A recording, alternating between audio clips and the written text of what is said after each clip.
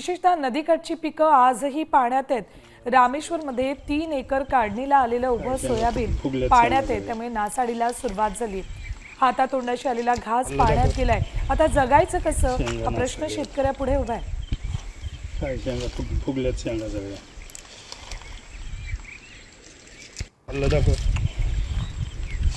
थेट या सोयाबीनच्या शेतात पोहोचलेत आमचे प्रतिनिधी संदीप भोसले।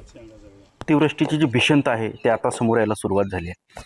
मी सध्या रामेश्वर शिवारामध्ये आहे। ही परिस्थिती आहे, शेतकऱ्याच्या हातातोंडाशी आलेला घास पुरता या पाण्याच्या पुरात गेला आहे।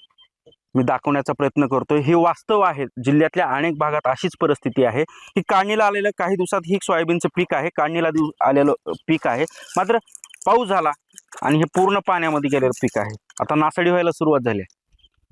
कालपासनं राज्यकर्ते आणि आज विरोधी पक्षातले नेते फिरतायत, मात्र शेतकऱ्यांची जी व्यथा आहे ते दाखवण्याचा आपण ही प्रयत्न करतोय। जरी राज्य शासनाने मदत जाहीर केली असली तरी या शेतकऱ्यांना किती मिळणार आणि आता ह्या सोयाबीन मधून काय निघणार, काय परिस्थिती आता सगळी शेतात? काहीच नाही, सगळं नासून गेलेलं आहे। मागल्या 4-8 दिवसापासून सततचा पाऊस असल्यामुळं आमच्या शेतामध्ये भरपूर पाण्याच्या पुराचा आहे, पाणी फटका बसलेला आहे।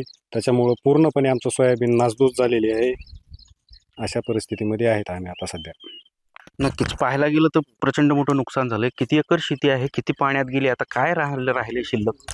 सगळी शेती पाण्यात गेलेली आहे। माझ्या वडिलाच्या नावे 2.25 एकर जमीन आहे। पूर्णपणे शेती आमची उद्ध्वस्त झालेली आहे। अशा प्रकारे आहे। आता isakal.com आहे देशातील नंबर 1 ची मराठी न्यूज वेबसाईट। प्रत्येक अपडेटसाठी isakal.com ला नक्की भेट द्या।